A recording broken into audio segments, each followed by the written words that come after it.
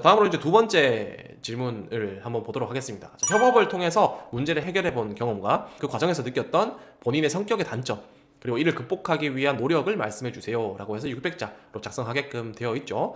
자, 이 질문 같은 경우에는 여러분들이 조금 너무 단순하게 접근하시는 부분들이 있는데, 이 부분 같은 경우에는 뭐 협업도 이야기해야 되고 뭐 단점도 이야기해야 된다 라고 해서 조금 어려움을 겪는 분들이 있는 것 같아요. 그래서 이런 부분들은 조금 쉽게 접근할 수 있는 방법을 제가 알려드리려고 합니다.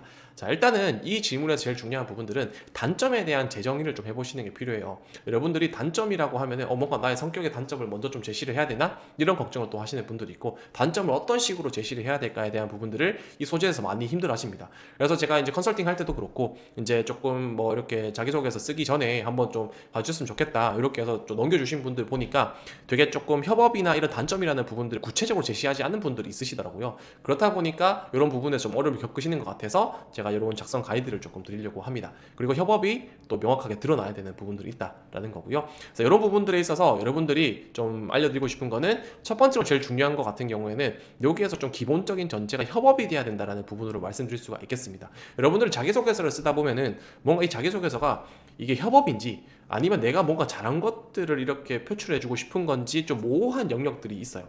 그렇다 보니까 여러분들이 표현을 조금 더 명확하게 구체적으로 해주는 부분들이 필요한데, 그런 측면에서 협업이라는 부분들이 명확하게 드러나게끔 이야기를 해주시는 부분들이 일단 1차적으로 전제가 돼야 된다라고 말씀드릴 수가 있겠습니다. 그래서 협업이 기본적으로 전제가 된 상황에서 거기에서 이제 그 뒷단에 단점을 어떻게 제시할 거냐라는 부분으로 좀 살펴볼 수 있겠는데, 요거 같은 경우에는 제가 여러분들 접근할 수 있는 방향은 크게 두 가지 정도로 좀 안내를 해드릴 수 있을 것 같아요. 첫 번째 같은 경우에는 이제 단점을 도출할 때 여러분들이 이 단점이라는 게, 여러분들 이제 아무래도 이 문제를 해결하는 상황에 있어서 단점을 먼저 도출을 해서 문제를 하는 경우도 있지만, 역으로 이 문제를 해결하는 과정에 있어서 내가 단점을 발견하게 되었다라는 흐름으로 가는 것도 정말 좋은 접근 방법 중에 하나입니다. 오히려 굉장히 또 참신한 접근 방법 중에 하나이고, 단점을 단순하게 문제를 일으킬 수 있는 단점이 아니라 내가 앞으로 개선해 나가야 될 단점이다라고 인식을 하는 것도 좋아요. 그렇기 때문에 여러분들이 나의 단점으로 인해서 문제가 무엇이 있었지라는 부분들을 찾기가 힘든 분들은 이런 접근 방법으로도 저는 좀 해보시길 추천을 드립니다. 그래서 보면은 접근 방법 같은 게 이제 첫 번째로 제시하는 게 문제 상황이 일단 발생을 했다라는 거를 제시를 해주는 거예요. 해주고 이 문제 상황을 해결하기 위해서 협업을 했다 이거예요. 그래서 누가 어떻게 하고 우리가 이 협업을 통해서, 이런 전체적인 협업을 통해서 이 문제를 해결했다라고 먼저 제시를 해주는 겁니다. 그리고 나서 협업의 과정을 전체적으로 통해서 내가 문제를 해결했어. 문제를 해결하다 보니까 이런 협업의 과정에 있어서 내가 이런 부분들이 좀 부족했구나 라는 것들을 느낄 수 있는 부분들이 있겠죠. 그래서 그런 부분들을 위해서 내가 어떤 노력을 앞으로 할 수 있을까에 대한 부분들을 이야기해주는 방식이 있다라고 좀 말씀드릴 수가 있겠습니다. 그래서 이 단점이 없었다면 협업을 좀 더 잘할 수 있지 않았을까라는 부분들이 있겠죠. 예를 들어서 이 사람은 이런 역할을 하고 나는 이런 역할을 하고 나는 이런 역할을 해야 되는데, 나한테 주어진 이 협업 안에서 역할을 수행하는 부분에 있어서 결론적으로는 문제가 잘 해결되었지만 내가 가지고 있는 이런 단점이 협업을 조금 지연시킨 부분이라든지, 협업의 질적인 수준을 떨어뜨린 부분이라든지, 다른 사람들을 불편하게 하게 했던 부분이라든지, 이런 부분들을 역으로 또 찾아내는 부분들도 있겠다라고 말씀드릴 수가 있겠습니다. 그리고 이제 두 번째 같은 경우에는 나의 이제 정말 단순하게 접근할 수 있는 부분들이, 이 문제가 발생했었던 상황 자체를 이제 나의 단점으로서 이렇게 비롯되는 부분들로 제시할 수 있겠다라는 거죠. 조금 쉽게 접근하는 방법이라고 말씀드릴 수 있을 것 같아요. 나의 단점이 있었고 이 단점으로 인해서 문제가 발생했다. 그래서 이 문제가 발생한 상황에서 협업을 통해서 문제를 해결을 했다.